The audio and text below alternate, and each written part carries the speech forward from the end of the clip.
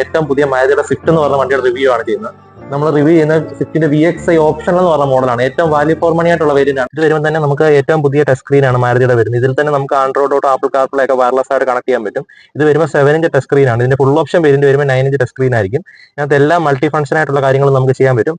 AC വരുന്നത് normal AC ആണ്, പക്ഷേ ഇത് ഓട്ടോമാറ്റിക് ACയുടെ അതേ ഒരു സിസ്റ്റം തന്നെയാണ് അവർ കൊടുത്തിരിക്കുന്നത്. ഓട്ടോ എന്ന് പറഞ്ഞ മോഡ് ഇല്ലെന്നേ ഉള്ളൂ. നമുക്കിത് കാണാനായിട്ട് ഒരു പ്രീമിയം ലുക്ക് ഉണ്ട്. പണ്ടത്തെ പുറത്തെ മാരുതിയുടെ നോബോ കാര്യങ്ങളൊന്നും ഈ ഒരു പുതിയ പ്രീമിയം സ്വിഫ്റ്റ് വരുന്നില്ല. നമുക്കിത് VXi ഓപ്ഷനിൽ ഓട്ടോമാറ്റിക് എന്ന് പറഞ്ഞ വേരിയന്റ് ആണ്. AMD എന്ന് പറഞ്ഞ ഗിയർ ബോക്സ് നമുക്ക് വരുന്നത്. ഇതിന് ഏകദേശം നമുക്ക് 25 മൈലേജ് വരുന്നുണ്ട്. നമുക്ക് ഇത്രയും ഓട്ടോമാറ്റിക്കിന് മൈലേജ് കിട്ടുന്ന 1200 cc എഞ്ചിൻ വരുന്നത് നമുക്ക് സ്വിഫ്റ്റിന് മാത്രമായിട്ടാണ് വരുന്നത്.